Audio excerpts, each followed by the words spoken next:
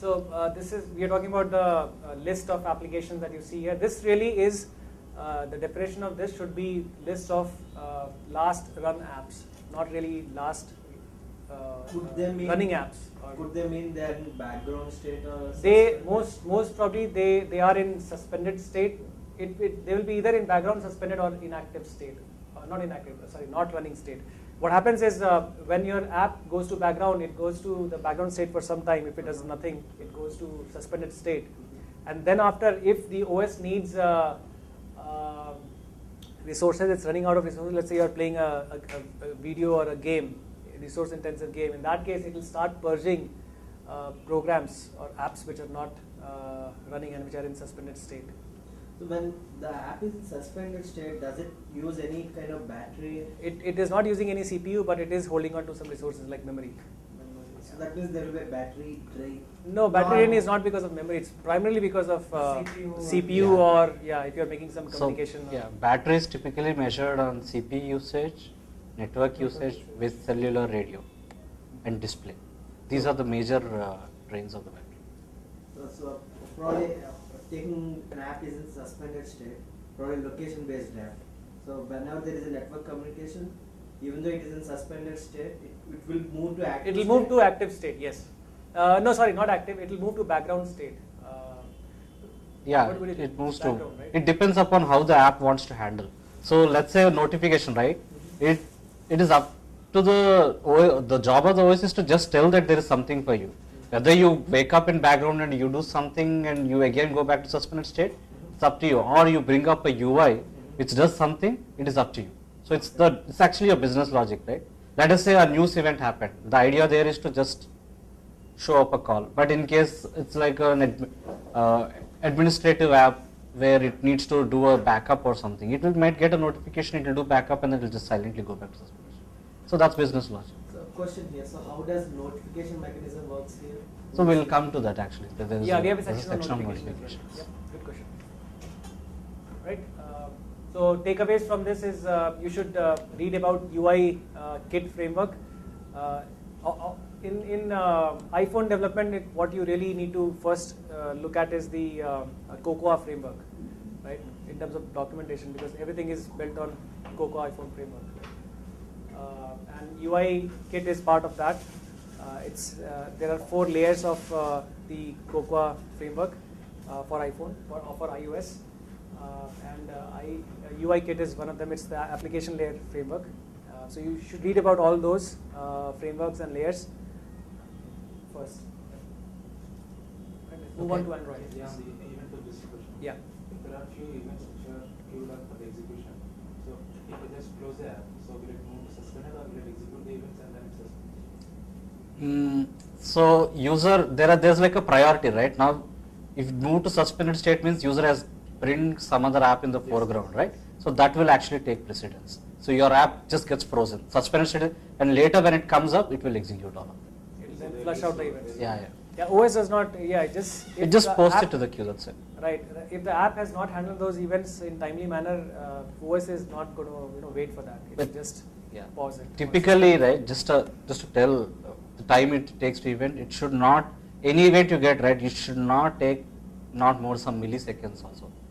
So it is not noticeable to the user that there is something pending in the event queue, unless like you are doing a huge file download in the main thread. Like you got a download event and you start a download, so everything else is pending, right? So that's bad design.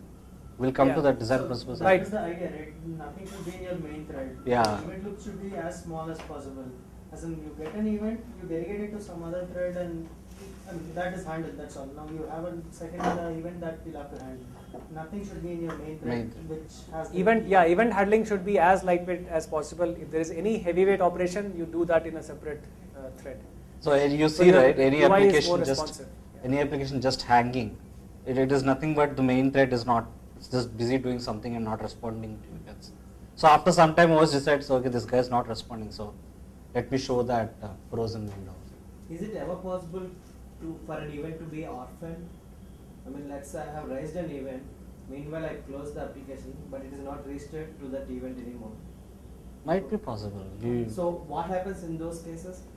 It just, I think OS takes care of that. If the subscriber, receiver is not active, maybe in case of a notification kind of an event, it might wake up, but for things which are not interested, it might just drop. I mean, would it keep it in the pending state or would it purge it? What is No. the example?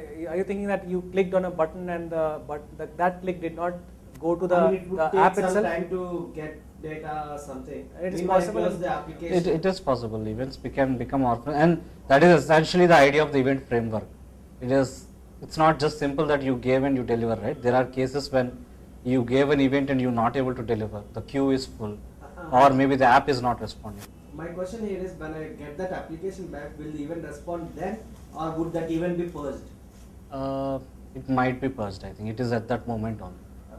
Generally, yes. Let's say any button touch event or anything, right? It will just try to send it to all active windows over there.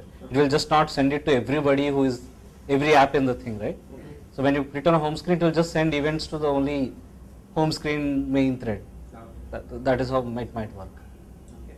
There's one other thing which I thought I didn't mention was basically the way this works is UIKit pretty much handles most of the event handling, and it gives callbacks upon events of interest, and some of the events are like when the application first comes to foreground or first starts, so there's something like date finish launching, and then when it starts going to background, you have application will resign active, and then you also have application did enter background when it has gone to background state. So these are just sample events. There are more such events available, so you can look at the documentation. There is nothing like two apps running at the same time, right? I mean, just like From response UI that we perspective, have. no, UI perspective, there can be only one app which is in the foreground. It is right. Yeah, there is a foreground process. There is a background process. So That's so what the- multitasking is all about. Yeah. We'll go to Android. So I'll just draw some parallels with what we have seen in iOS. In iOS, we have seen every app has an application main object, then is a main loop, and then there's a callback functions you get called whenever it happens, right? Similarly for an Android, so the design pattern is MVC only. But in iOS kind of world where it is enforced on you, like even there is a main view controller model, it's all enforced on you. But in Android, it's not enforced actually.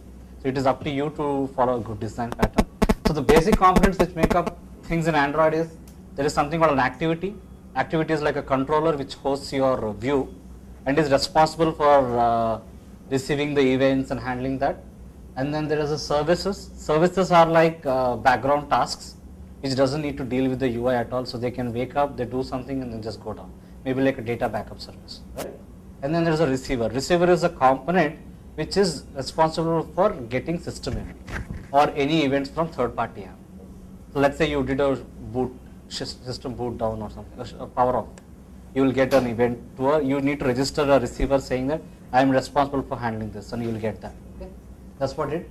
And then there is something called views. All the components which you build up on UI is made up of views. Everything is a view. The page, the button is a view. The place where the button is in is also a view. If there is a list bar, that is also a view. If there is a top navigation bar, that's a view. Everything is a view.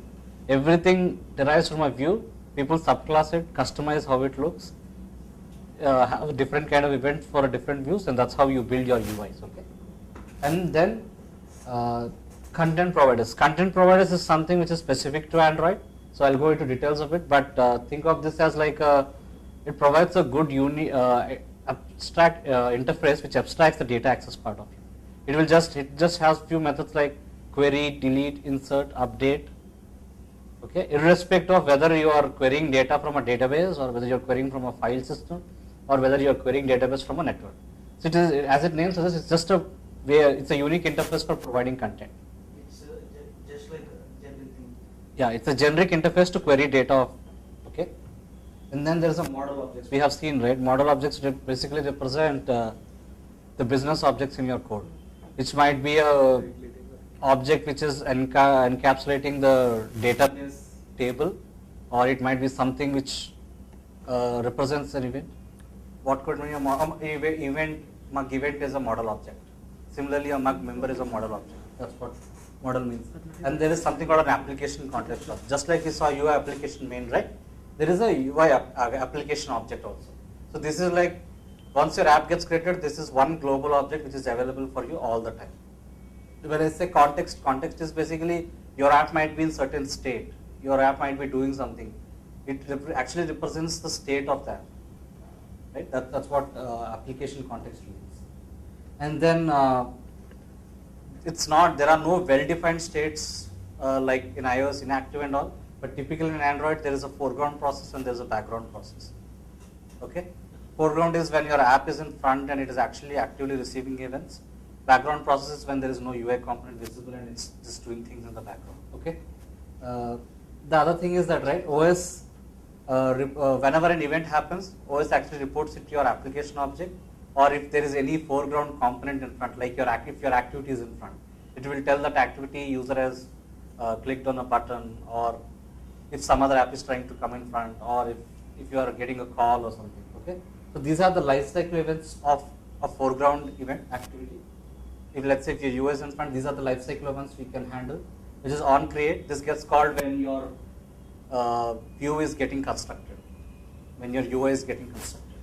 On resume is when it actually is becoming visible to the user. Okay. On start is a phase between on create and on resume. It is just for on create is like the constructor of your application. On start is where you actually do initialization and get data or something. On resume is when it is actually visible to the user. Okay. On pause is when it's going back to the background, but it is not really the means that it is actually not visible to the user. Let's say you prompted a dialog from your app. User clicked on a button in a screen and you showed a dialog. The back screen is still visible, but the actual foreground thing is the dialog, right? So then your activity gets an on pause. Okay. Then there's an on stop. On stop is when it actually is not visible anymore. Let's say you got a call. Okay, now you are no longer visible. That is really an on stop. Okay. And then there is on destroy. On destroy is when user presses a back, home button or anything, it gets a call on destroy. So just to give an idea of it, right? When I talk about Android, there is a home button. Let's say I open an app, Twitter app, okay. When I opened the app, right, it would have called me on create, and then it would have called on start, and then on resume. When it calls on resume, the whole content gets visible. Okay, I can actually do home, and then it goes to the background. It goes to the home screen. So then, when you press home button, it will call you on pause and on stop. Okay. Now let us say I open the app. It will again just show me. It will again call on resume. It will not call on create because the activity is not destroyed. Now let us say if there is also a back button for Android, then the on destroy gets called. Then this activity is gone anymore. If you want to draw parallels with iOS, what would these correspond to? The view controllers. The application did finish launching with options, that is like an on create. Okay, then there is for every controller view, right? There are few functions like view did load and view did unload, which are like on resume and on stop. Okay, and there are few more functions. App resigned with active. There is a callback function, which is like OS is telling your application that now you are the foreground process. Okay, so just like you had the states for the activity, right? You have the states for the application also. When your application first gets created, well, when your process first gets created, you will get an on create in that. Okay, and then there is a on terminate in that, on destroy in that. That is when your process is getting killed. Okay, so the idea is that OS has defined proper callback functions for every component which exposes, and they get called at appropriate times. Okay, for a foreground or for an activity or a service, these for an activity these are the callbacks. For service there are some more things, and then similarly for application there are few callbacks. That's how it is. If you're trying to use an OS component, right? You need to be aware when which callback gets called at what time, so that you can do appropriate things. If you go to documentation of Google, right, they explain what kind of things can be done. But idea here is that you should be aware that these kind of things are available. Okay, so next slide. So this is like a detailed diagram which explains what each function does, when it goes to which state. You can take it offline if you want. This might take some time. Okay. The next section is actually the data storage part.